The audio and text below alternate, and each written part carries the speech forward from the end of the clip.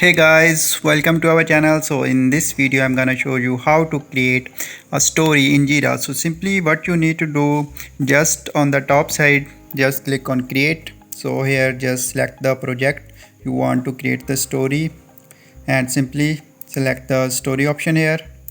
Now here type the summary of your story, like I'm typing the random name here. So you can also type according to your need. So here you can also add the description, like I'm adding the description here. So here you can assign the people whom do you want to assign. You can also add label. You can also add the sprint.